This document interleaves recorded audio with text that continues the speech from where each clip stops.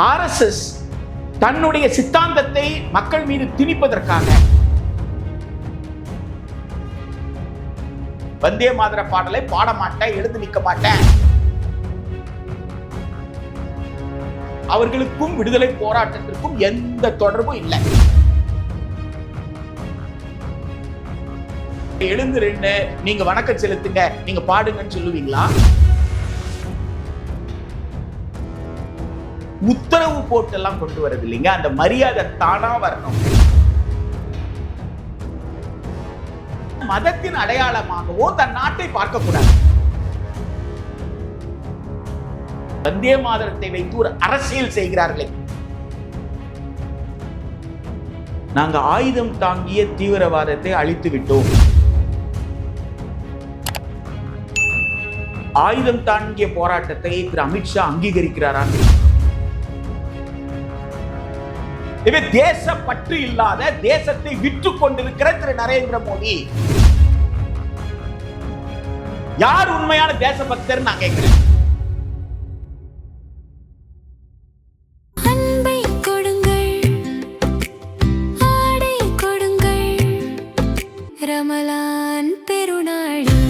Super Saravana stores. தொடர்ந்து அரசியல் படிப்போம், பேசுவோம், விவாதிப்போம். மறக்காம நம்ம சேனல் நியூஸ் ஃபோக்கஸ் தமிழை சப்ஸ்கிரைப் பண்ணி இணைந்திருங்கள்.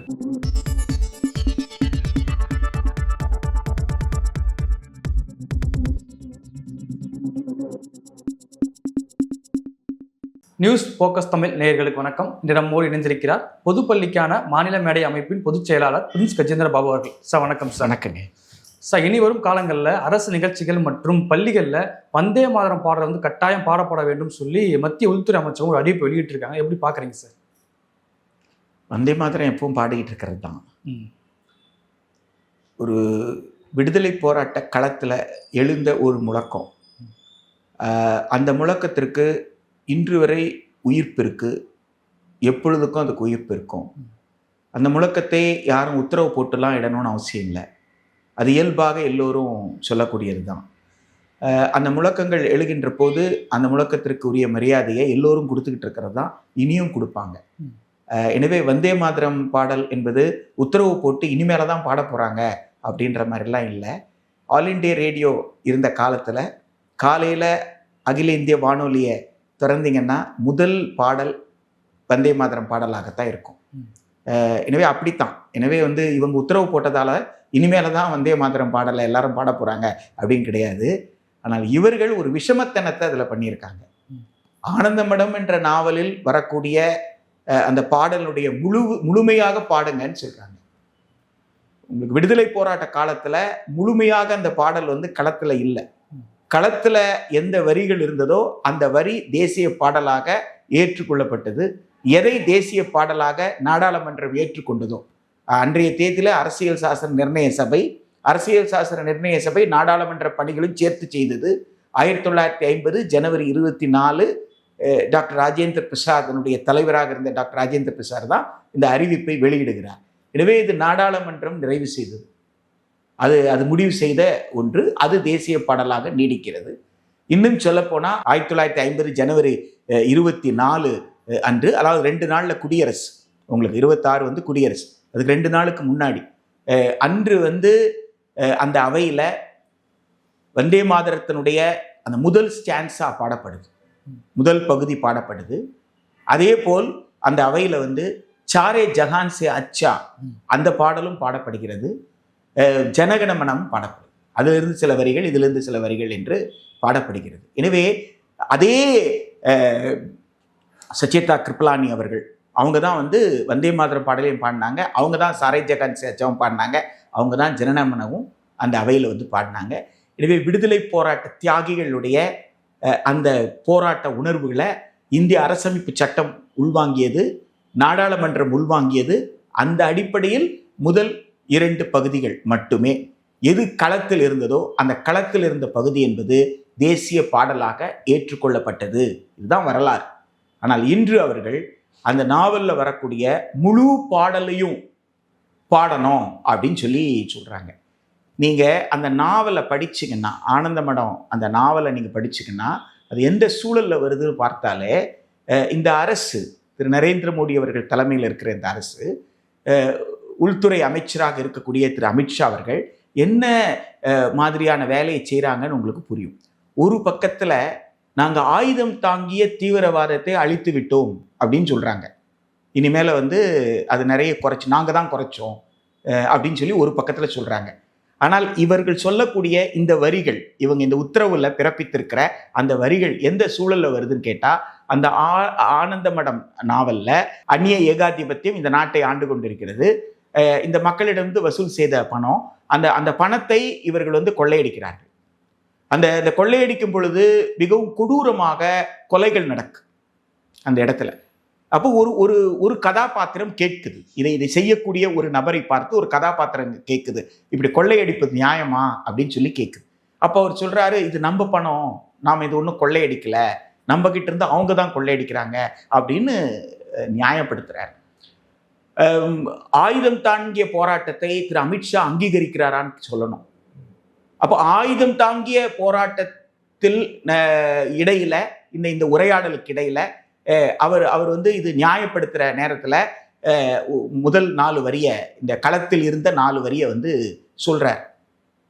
அதற்கு பிறகு அவர் கேட்குறாரு, நாட்டை பற்றி பேசுறீங்க, மக்களுடைய பிரச்சனை அப்படின்னு சொல்லும் பொழுது அந்த கதாபாத்திரம் என்ன சொல்லுதுன்னா, எனக்கு உடன் பிறந்தவர்கள், தாய் தந்தை, இதை பற்றிலாம் எனக்கு கவலை இல்லை, எனக்கு இருப்பது ஒன்றே ஒன்றுதான், என் நாடு தான் என் தாய் அப்படின்னு சொல்லிட்டு அடுத்த ஸ்டான்சாஸ் பாட ஆரம்பிக்கிறார். இந்த கான்வர்சேஷன்ல தான் உங்களுக்கு அடுத்தடுத்து வரக்கூடிய பாடல் வரிகள் என்பது வருகிறது. அப்போ எதை பிரதிபலிக்குதுன்னு கேட்டா, அந்த குறிப்பிட்ட கதாபாத்திரம் இயங்கக்கூடிய அந்த குழு, அந்த குழுவிற்கு ஒரு கடவுள் மீது நம்பிக்கை இருக்கு அப்படின்னு சொன்னா, அந்த கடவுள் எப்படி இருப்பாரோ அப்படி இந்திய தாய் இருப்பதாக அந்த குழு கருதுகிறது. இது போல இந்தியா முழுக்க விடுதலை போராட்டம் நடந்திருக்கு. விடுதலை போராட்டத்திற்காக பல கதைகள் பல மொழிகள்ல எழுதப்பட்டிருக்கு. அந்த மொழிகள்ல வரக்கூடிய கதாபாத்திரங்கள் ஒவ்வொன்றும் தன்னுடைய தாயை, இந்திய தாயை என்னவா பார்ப்பாங்க? இந்திய தாயை தான் வழிபடுற கடவுளா பார்த்திருக்கலாம், தன் தாயாக பார்த்திருக்கலாம், இப்படித்தான் எல்லாரும் பார்த்திருப்பாங்க. அப்போ ஒரு தனி மனித உணர்வு மதிக்கப்படணும், அதுல மாற்று கருத்தே கிடையாது. ஆனால் ஒரு நாடு என்று இருக்கும் பொழுது, அந்த நாட்டிற்கான தேசிய பாடல் என்று இருக்கும் பொழுது, அது எல்லோருக்கும் பொதுவான ஒரு பாடலாக, எல்லோருடைய ஒரு பன்மைத்துவத்தை பிரதிபலிக்கக்கூடிய, எல்லாருடைய உணர்வுகளுக்கும் மதிப்பு தரக்கூடிய பாடலாக இருக்கணும் என்கின்ற அடிப்படையில தான் உங்களுக்கு தேசிய பாடலுடைய வரிகள் என்பது வந்தே மாதரத்துடைய வரிகள் என்று அமைந்திருக்கு. ஆனால் இவர்கள் சொல்லக்கூடிய அடுத்தடுத்து இருக்கக்கூடிய அந்த விஷயங்கள்ல உங்களுக்கு 10 கைகளில் 10 ஆயுதங்களை கொண்ட அப்படின்னு சொல்லி அவர்கள் எந்த கடவுளை நம்புறாங்களோ அந்த கடவுள் பெயரை சொல்லி அப்படிப்பட்டவள் என் தாயின்றாங்க. இப்ப என்னன்னா, என் தாயிடம் ஏன் ஆயுதம் இருக்கணும்ன்றது தான். இப்ப இந்தியாவுடைய கட்டமைப்பே அன்பினால் உருவானது தான். அப்படி இருக்கும் பொழுது என் தாய்க்கு ஏன் ஆயுதங்கள் இருக்க வேண்டும்? ஆயுதங்கள் இருப்பதாக என் தாயை நான் ஏன் சித்தரிக்க வேண்டும்? அதை போய் குழந்தைகளை பாடு அப்படின்னு சொல்றது எப்படி நியாயமாக இருக்கும்? இது ஒரு அடிப்படை கேள்வி சார். இவ்வளவு 150 ஆண்டுகளுக்கு அப்புறம் இந்த பாடலை பாஜக எடுத்துட்டு வரதுக்கு காரணம் என்ன சார்? இவ்வளவு ஆண்டுகள் இருக்கு, 2 ஆண்டு ஆட்சி இருந்துட்டாங்க 2 முறை. 3ஆவது முறை இந்த பாடலை மையமா வச்சு நாடாளுமன்றத்திலேயே ஒரு வாதமா கட்டமைச்சாங்க, வேற எந்த டிஸ்கஷனும் போகல. இப்போ அதை கொண்டு வர காரணம் என்ன சார்? அதாவது இந்த முழக்கத்தை இடாதவர்கள் இந்த விவாதத்தை கொண்டு வர்றாங்கன்றதுதான் உண்மை. களத்துல இன்னும் உயிர் தியாகம் செய்த பகத்சிங் கொடுத்தது இன்குலாப் ஜிந்தாபாத், புரட்சி ஓங்குக. புரட்சி என்பது என்ன? ஒரு ஏகாதிபத்தியத்தை வெளியேற்றிவிட்டு அந்த இடத்தில் மக்களாட்சி, மக்கள் விரும்பக்கூடிய ஆட்சி, மக்களுக்கான சமத்துவத்தை கொடுக்கக்கூடிய, பொருளாதார சமூக சமத்துவத்தை கொடுக்கக்கூடிய ஆட்சி, அப்படிப்பட்ட ஒரு ஆட்சியை ஏற்படுத்துறது அப்படின்றதுதான் புரட்சி ஓங்குகன்ற முழக்கம், இன்குலாப் ஜிந்தாபாத் என்ற முழக்கம். எனவே களத்தில் இருந்தவர்கள் வந்தே மாதரம் சொன்னாங்க, களத்தில் இருந்தவர்கள் இன்குலாப் ஜிந்தாபாத் சொன்னாங்க. 150 வருடத்துக்கு முன்னாடி இவங்களோட முன்னோடிகள் யாரெல்லாம் சொல்லிக்கிறாங்களோ அவர்களெல்லாம் சொல்லாததை சொன்னதாக ஒரு நாடகம் ஆடுவதற்காக நாடாளுமன்றத்திலே அந்த கூச்சலிட்டார்களே தவிர அவர்களுக்கும் விடுதலை போராட்டத்திற்கும் எந்த தொடர்பும் இல்லை. வஉசி சிந்தாத ரத்தமா? இங்க வஉசி எல்லோருக்குமானவராக இல்லையா? பகத்சிங் எல்லோருக்குமானவர்களா இல்லையா? எனவே விடுதலை போராட்ட தியாகிகள் எல்லோருமே எல்லோருக்குமானவர்களாக இருந்தாங்க. சந்திரசேகர ஆசாத் யாரு, ராஜகுரு யாரு, சுகதீர் யாரு, அவங்களுடைய வாயிலிருந்து வந்த கடைசி வார்த்தை என்ன? அவங்களோட உயிர் பிரியும் பொழுது அவங்க சொன்ன வார்த்தை இன்குலாப் ஜிந்தாபாத் என்கின்ற வார்த்தை தானே. எனவே இன்றைக்கு பகத்சிங் உயிர் அன்றை காப்பாற்றப்பட்டு இன்றைக்கு அவர் உயிரோடு இருக்கிறாருன்னு வச்சுக்கலாம். இன்றைக்கு அவரை போயிட்டு அவர் நம்பாத ஒரு விஷயத்திற்காக அவரை எழுந்து நீங்க வணக்கம் செலுத்துங்க, நீங்க பாடுங்கன்னு சொல்லுவீங்களா? அவர் அப்படி ஒரு இந்தியாவையே அவர் எதிர்பார்க்கலையே, பகத்சிங் எதிர்பார்க்கலையே, தியாகிகள் எதிர்பார்க்கலையே. எனவே இன்று அவர்கள் RSS தன்னுடைய சித்தாந்தத்தை மக்கள் மீது திணிப்பதற்காக தன்னுடைய அரசியல் பிரிவான பாஜக ஆட்சியில் இருப்பதனால் அந்த ஆட்சியை பயன்படுத்தி, அரசு இயந்திரத்தை பயன்படுத்தி அது மக்களை பிளவுபடுத்த பார்க்கிறது. இது மக்களை பிளவுபடுத்துறதுக்கான ஒரு ஏற்பாடு தானே தவிர உண்மையிலே நாட்டின் மீது இருக்கிற பற்றினால் அல்ல. இன்னும் சொல்ல போனா மிக மிக மிக குறுகிய அரசியல் லாபத்திற்காக கூட சொல்லலாம். மேற்கு வங்கத்துல தேர்தல் வருகிறது. எனவே மேற்கு வங்கல மக்களை எதிர்கொள்ள முடியாத காரணத்தால் மக்களை பிளவுபடுத்தித்தான் வாக்கு வாங்க முடியும் என்கின்ற அடிப்படையில் கூட இந்த காலகட்டத்தில் அவர்கள் கொண்டு வந்திருப்பதற்கான வாய்ப்பு இருக்கின்றார். நீங்க எந்த அளவுகோல் வைத்து பார்த்தாலும் இவர்கள் வந்தே மாதரத்தை வைத்து ஒரு அரசியல் செய்கிறார்களே தவிர தேசப்பற்றை அவர்கள் வெளிப்படுத்தல. இந்திய மக்கள் தேசப்பற்று மிக்க இருக்கிற மக்கள் அந்த வந்தே பாரதத்துடைய முதல் 2 பகுதிகளை அவங்க என்றைக்கும் தேசிய பாடலாக பாடிட்டு தான் இருக்கிறாங்க. இனி எப்பவும் பாடதான் செய்யும். இல்ல சார், தேசிய பாடலா பாடுறாங்க. ஆனா இன்னைக்கு பள்ளிகள்லயோ அரசு நிகழ்ச்சிகள்லயோ தேசிய கீதம் முதல்ல இசைக்கப்படுது. ஆனா வந்தே மாதரம் பாடலாம் எங்க பள்ளிகள்ல ஒரு முதல் நிகழ்வு பள்ளியோ தொடக்கத்தில் அப்படி இசைக்கப்படுறது கிடையாது. பள்ளிகள் ஆகட்டும், கல்லூரி ஆகட்டும், எந்த இடமாகட்டும், இந்திய அரசமைப்பு சட்டத்துல உங்களுக்கு 51A ரொம்ப தெளிவா சொல்லியிருக்காங்க தேசிய சின்னங்கள்னு சொல்லி. அதுல சொல்லப்பட்டது நேஷனல் ஆந்தம், தேசிய கீதம். அதுல சொல்லப்பட்டது தேசிய கொடி. அதே போல தேசிய சின்னங்கள் பாதுகாப்பதற்காக ஒரு சட்டம் இருக்கு. அந்த சட்டம் தேசிய கீதம் பாடும் பொழுது என்ன செய்யணும், கொடியேற்றும் போது என்ன செய்யணும், கொடி எப்படி ஏற்றணும் இதெல்லாம் சொல்லி இருக்கு. என்ன சட்டத்துல சொல்லி இருக்கோ அதை தான் செஞ்சிட்டு இருக்கிறாங்க பள்ளிகள்ல. சரியா? சட்டத்துல தேசிய பாடல் அப்படின்னு எந்த கட்டாயமும் கிடையாது. தேசிய பாடல் எந்த இடத்துல பாடப்பட்டாலும் அந்த தேசிய பாடலுக்கு வணக்கம் செலுத்துவது என்பது இயல்பாக இருக்கக்கூடிய விஷயம்தான். அடிப்படையிலே நீங்க என்ன புரிஞ்சுக்கணும் அப்படின்னா, தேசிய முழக்கங்கள் எதுவாக இருந்தாலும், விடுதலை போராட்ட முழக்கங்கள் எதுவாக இருந்தாலும் உத்தரவு போட்டெல்லாம் கொண்டு வரது இல்லைங்க. அந்த மரியாதை தானா வரணுங்க. அந்த மரியாதை தானா இருக்குங்க. இருக்கிற மரியாதையை இல்லாதது போல சித்தரிக்க முயற்சி பண்றீங்கன்றதுதான். இந்த உத்தரவின் மூலமாக இருக்கின்ற மரியாதையை இல்லாமல் செய்யறீங்க. வந்தே மாதரம் முழக்கத்தை நாடகங்கள்ல வைக்கலையா? வந்தே மாதரம் முழக்கங்கள் பாடல்கள்ல இல்லையா? திரைப்பட பாடல்கள்ல இல்லையா? மக்களுடைய வாழ்க்கையோடு கலந்தது இல்லையா? அது இது யாருமே பயன்படுத்தாத மாதிரியும் திடீர்னு நீங்க சொல்லிதான் எல்லாரும் பயன்படுத்துற மாதிரியான ஒரு நாடகத்தை நடத்துவது என்பது எந்த வகையில நியாயமாக இருக்க முடியும்? இந்திய அரசமைப்பு சட்டம் சில அடிப்படை உரிமைகள் கொடுத்திருக்கு. நான் என்னுடைய நம்பிக்கை சார்ந்து நான் இயங்கலாம் அப்படின்னு சொல்லியிருக்கு. எனவே நீங்கள் எதை செய்தாலும், எதை அரசினுடைய உத்தரவாக நீங்கள் கொடுத்தாலும் அது என்னுடைய உணர்வை என்ன செய்யக்கூடாது, பாதிக்க கூடாது. இறை நம்பிக்கை இருப்பவர்கள் இருக்கலாம், இறை நம்பிக்கை இல்லாதவர்களும் இருக்கலாம். அப்போ இறை நம்பிக்கை இல்லாதவர்களுக்கு இந்திய தாயை ஒரு இறையாக பார்க்கணும்னு சொல்லி கட்டாயப்படுத்துறது எப்படி நியாயமா இருக்க முடியும்? அதுதான் நான் கேட்டேன். இந்திய தாயை ஒரு இறையாக, ஒரு இறைவனாக சித்தரித்து பகத்சிங்கை நீங்கள் இன்று அவருக்கு வணக்கம் செலுத்துன்னு சொன்னா அது நியாயமா இருக்குமான்னு நான் கேட்கிறேன். அந்த தியாகத்திற்கு, பகத்சிங்கோட தியாகத்திற்கு இந்த மரியாதை தான் நீங்க கொடுப்பீங்களா என்பதுதான். எனவே அரசமைப்பு சட்டம் ரொம்ப தெளிவாக அரசுக்கு மதம் இல்லைன்னு சொல்லுது. அரசுக்கு மதம் இல்லைன்னு சொல்றதுனாலதான் மக்களுக்கு உரிமையை கொடுக்குது. நீ எந்த மதத்தை வேண்டுமானாலும் பின்பற்றலான்ற உரிமை யாருக்கு கொடுக்கப்பட்டிருக்கு? மக்களுக்கு தானே கொடுக்கப்பட்டிருக்கு.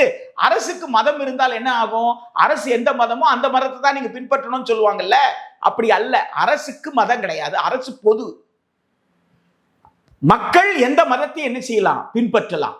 எந்த மதத்தின் அடையாளமாகவும் தன் நாட்டை பார்க்கக்கூடாது. அரசு குறிப்பாக அதை செய்யக்கூடியது. அரசு ஒரு மதத்தினுடைய கடவுளை இந்திய தாய் என்று ஏற்றுக்கொண்டு நீங்கள் எல்லோரும் அதுக்கு வணக்க சொல்லுங்க அப்படின்னு சொல்லக்கூடிய அந்த விஷயம்ன்றது இந்திய அரசமைப்பு சட்டத்தின் நோக்கத்திற்கும் அதோடைய கூறுகளுக்கும் நேர் எதிரானது.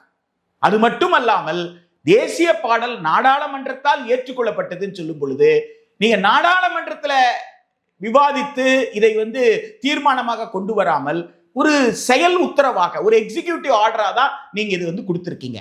இப்ப அரசமைப்பு சட்டத்திற்கும் எதிராக செயல்பட்டு இருக்கிறீங்க, நாடாளுமன்ற ஜனநாயகத்திற்கும் மதிப்பளிக்காமல் செயல்பட்டு இருக்கிறீங்க.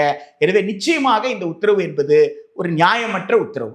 இல்லை சார், பாஜக தரப்புல என்ன சொல்லப்படுது அப்படின்னா காங்கிரஸ் தான் 2 வரிகளை மட்டும் எடுத்துக்கிட்டு ஒட்டுமொத்த நாட்டு மக்களும் துரோகம் பண்ணிட்டாங்கன்னு ஒரு வாதம் வைக்கிறாங்களே. முழு பாடலையும் எடுத்துக்காம 2 வரிகள் மட்டும் தான் ஏன் எடுத்துக்கிட்டாங்கன்னு கேட்கிறாங்க.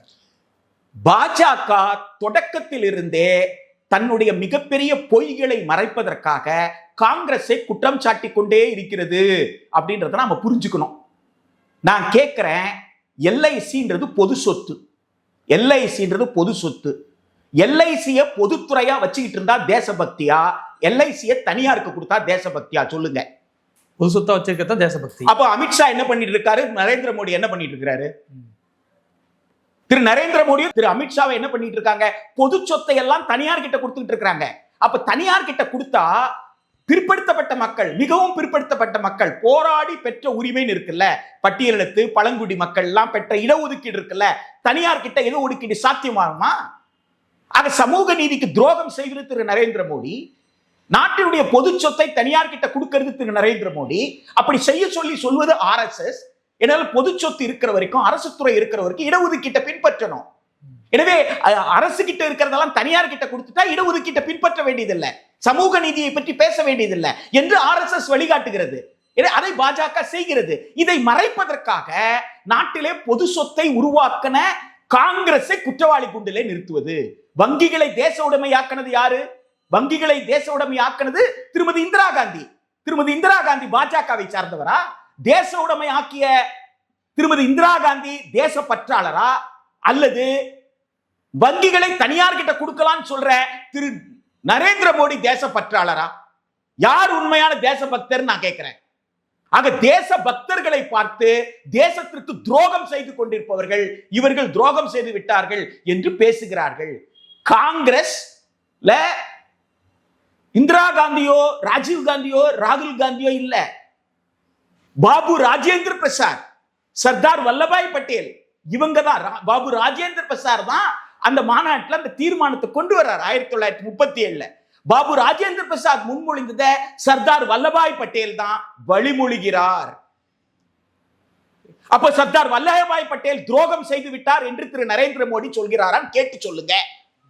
திரு அமித்ஷா சொல்றாரா அப்படின்னு கேட்டு சொல்லுங்க. திரு சர்தார் வல்லபாய் பட்டேல் வழிமொழிந்தது துரோகம் என்று சொல்றாரா? அதான் அதுக்கு அர்த்தம். வழிமொழிந்தவர் யார்? வழிமொழிந்தது சர்தார் வல்லபாய் பட்டேல். அவருக்கு தானே உலகத்தின் மிகப்பெரிய சிலையை நீங்க உருவாக்கி வச்சிருக்கீங்க. 3000 கோடி ரூபாய் செலவுல மிகப்பெரிய சின்னத்தை உருவாக்கி வச்சிருக்கோம்ல. ஏன் அவரைத்தானே இரும்பு மனிதர் என்று சொன்னோம்? அப்ப இரும்பு மனிதர் துரோகம் செய்தாரா?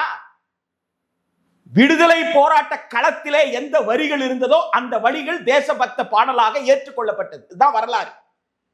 அந்த காங்கிரஸ்ல அந்த இடத்துல அந்த தீர்மானத்தை கொண்டு வந்ததுல முக்கிய பாத்திரம் வகித்தவர் பாபு ராஜேந்திர பிரசாதும் சர்தார் வல்லபாய் பட்டேல் அவர்களும். எனவே யாரும் யாருக்கும் துரோகம் செய்யல, யாரும் எதையும் நீக்கிடல, யாரை எதையும் விட்டுறல.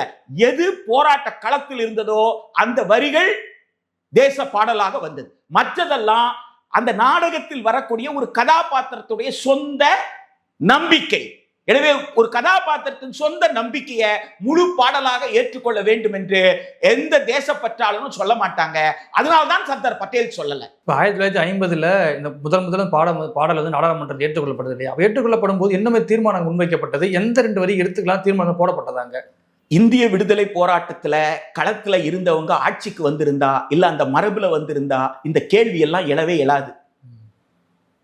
இந்திய விடுதலை போராட்ட களத்தில் இருந்தவர் பாபு ராஜேந்திர பிரசாத், களத்தில் இருந்தவர் சர்தார் வல்லபாய் பட்டேல், களத்தில் இருந்தவர் பண்டிட் ஜவஹர்லால் நேரு. இன்னும் சொல்ல போனால் அந்த அவையில நம்ம தமிழ்நாட்டில் இருந்து கர்ம வீரர் காமராஜர் கூட ஒரு உறுப்பினராக இருந்தார். நீங்க சொல்லக்கூடிய அந்த கான்ஸ்டிடியூவன்ட் அசம்பிளில இருந்தாங்க. ரொம்ப தேசப்பற்று மிக்கவர்கள், நாட்டில் சுதந்திரத்துக்காக பாடுபட்ட அத்துணை பேரும் அந்த இடத்துல பிரதிபலிச்சிருக்காங்க. அந்த இடத்துல உங்களுக்கு நான் தான் சொல்றேன், முதல் பாடலை மட்டும்தான் சச்சேதா கிருப்லானி அவர்கள் பாடினார்கள். சில வரிகளை மட்டும்தான் அவங்க பாடினாங்க. அப்போ பாபு ராஜேந்திர பிரசாத் தேசிய பாடலாக அது இருக்கலாம் அப்படின்னு சொல்றத களத்துல இருந்த அந்த முதல் 2 பத்தியை தானே தவிர அந்த நாவல்ல இருக்கக்கூடிய எல்லா விஷயத்தையும் அல்ல. புதினம் என்பது போராட்டம் அல்ல. வரலாறு முழுக்க பார்த்தால் இப்போ அமெரிக்காவினுடைய சிவில் வார்னு சொல்லுவாங்க. அங்கிள் டாம்ஸ் கேபின் ஒரு நாவல், டாம் மாமா குடிசை என்ற நாவல். அதனால டாம் மாமா குடிசைய அப்படியே நீங்க தேசிய புத்தகமாக அமெரிக்கா அறிவிச்சிருச்சா?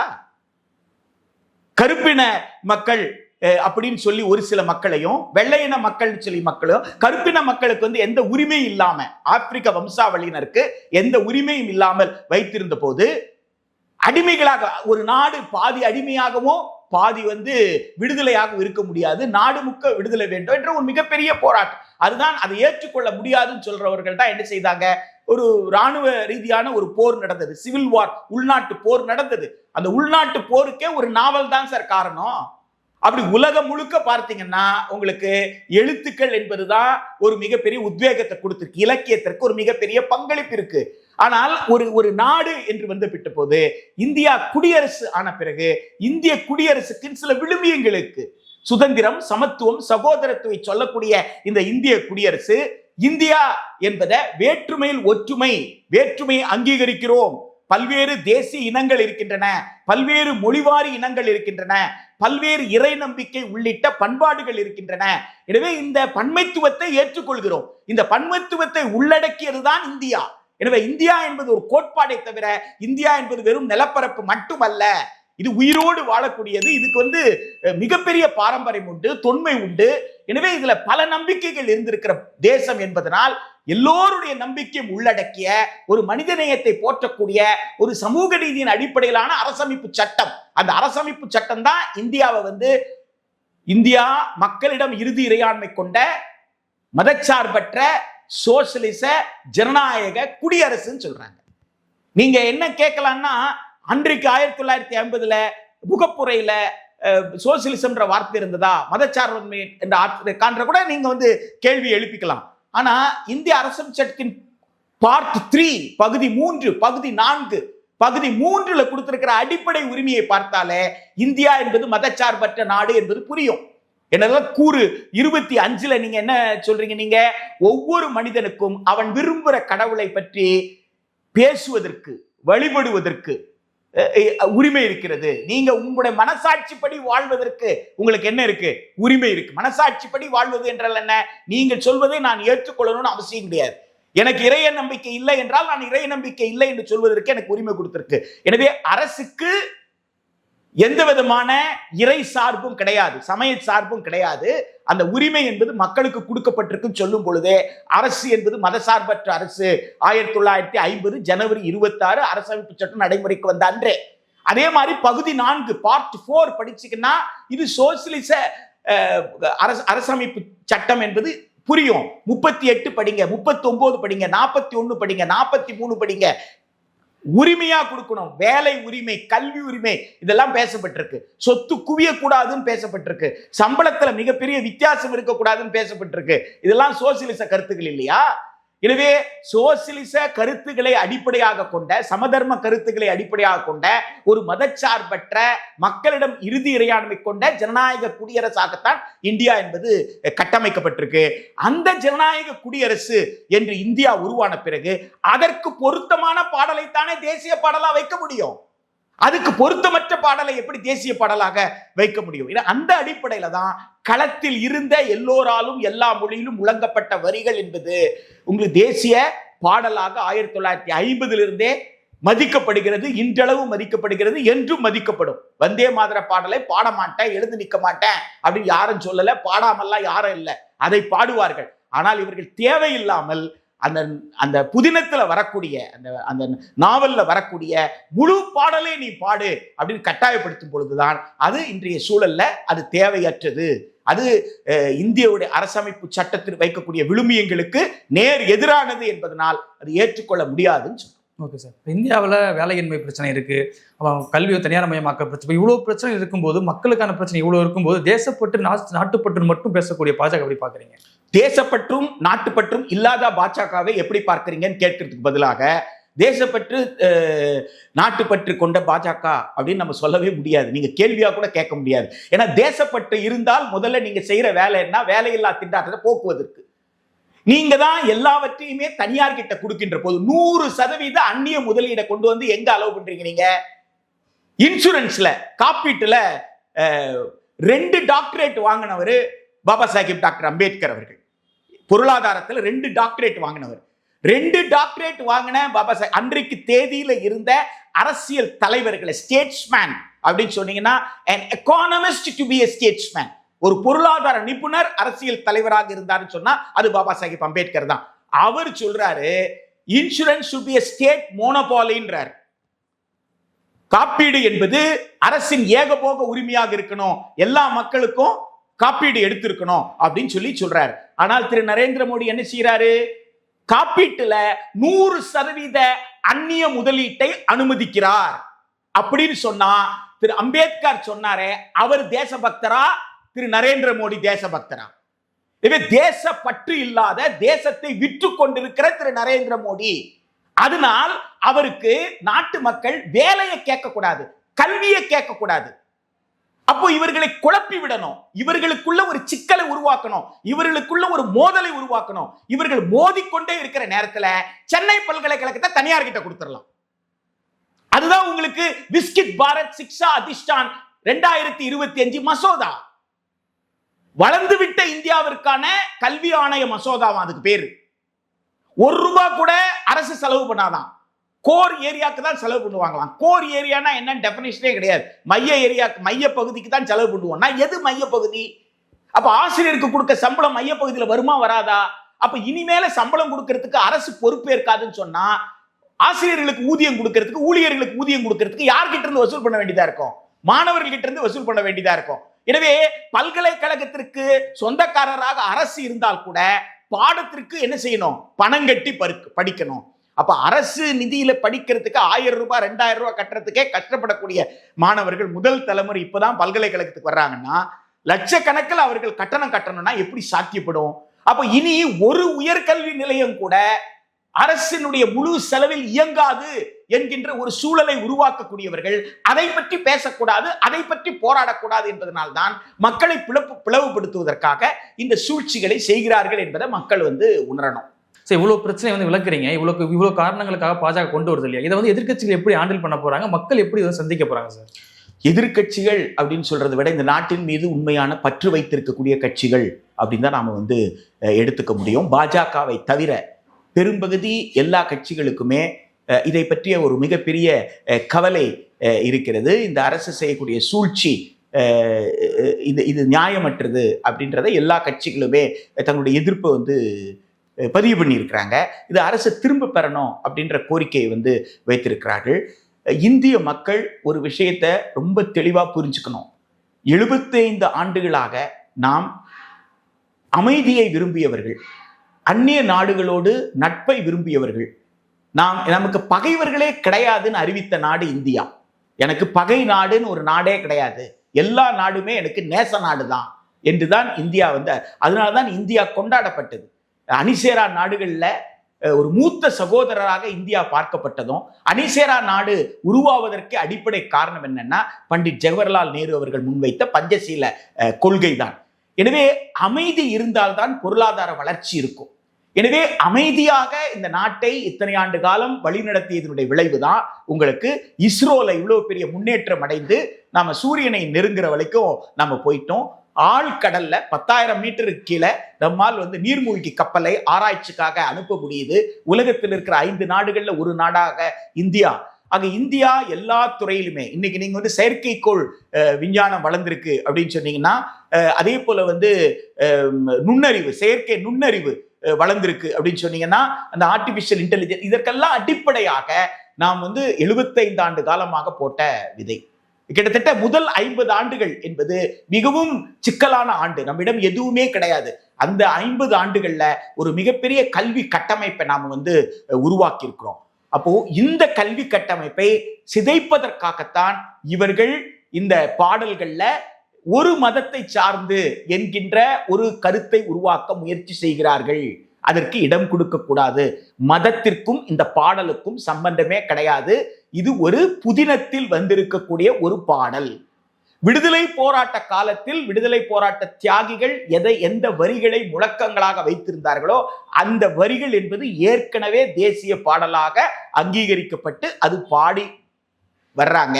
எனவே இந்த உத்தரவு ஜனவரி 28, 2026 உள்துறை அமைச்சகத்தால் பிறப்பிக்கப்பட்ட இந்த உத்தரவு அரசமைப்பு சட்டத்துடைய விழுமியங்களுக்கு எதிரானது. இது நாட்டிற்கு நல்லது செய்யாது. நாட்டில் 75 ஆண்டுகளாக கட்டமைக்கப்பட்ட அந்த ஒருமைப்பாடு என்பதை சீர்குலைத்து விடும். எனவே இந்த உத்தரவை திரும்ப பெறுங்க என்கின்ற ஒற்றை குரல்ல இந்திய மக்கள் அரசை கோருவதுதான் இந்த பிரச்சனைக்கு தீர்வாக இருக்க முடியும். இந்த கோரிக்கையில அனைவரும் ஒன்றிணையணும். அனைத்து அரசியல் கட்சிகளும் ஒன்றிணையணும். இந்திய விடுதலை போராட்ட தியாகிகளை கொச்சைப்படுத்துவதற்கு நாம் அனுமதிக்க கூடாது. எனவே வந்தே மாதரம் என்ற அந்த முழக்கம் என்றைக்கு இருக்கும், அந்த வரிகள் என்றைக்கும் தேசிய பாடலாக அது ஏற்றுக்கொள்ளப்பட்டு இருக்கும். இவர்கள் செய்யக்கூடிய அந்த சூழ்ச்சி என்பதுதான் ஜனவரி 28, 2026 உத்தரவு. அந்த உத்தரவை அவர்கள் திரும்ப பெறுவதுதான் அரசமைப்பு சட்டத்தை காப்பதற்கான ஒரே வழி. ஏனென்றால் அது அரசமைப்பு சட்டத்திற்கே சவால் விட்டிருக்கக்கூடிய ஒரு உத்தரவு. எனவே அரசமைப்பு சட்டத்தை காப்பேன் என்பதுதான் ஒவ்வொரு இந்தியரும் எடுத்துக்கொண்ட உறுதிமொழி. எனவே நான் அரசமைப்பு சட்டத்தை காக்க வேண்டும் என்றால் இந்த உத்தரவை திரும்ப பெற வேண்டும் என்ற வலியுறுத்தல் நிச்சயமாக அனைத்து மக்களும் செய்யணும். ஓகே சார், இவ்வளவு நேரம் நிகழ்வில் கலந்து கொண்டு பல்வேறு கருத்துக்களை பகிர்ந்தமைக்கு நன்றி சார்.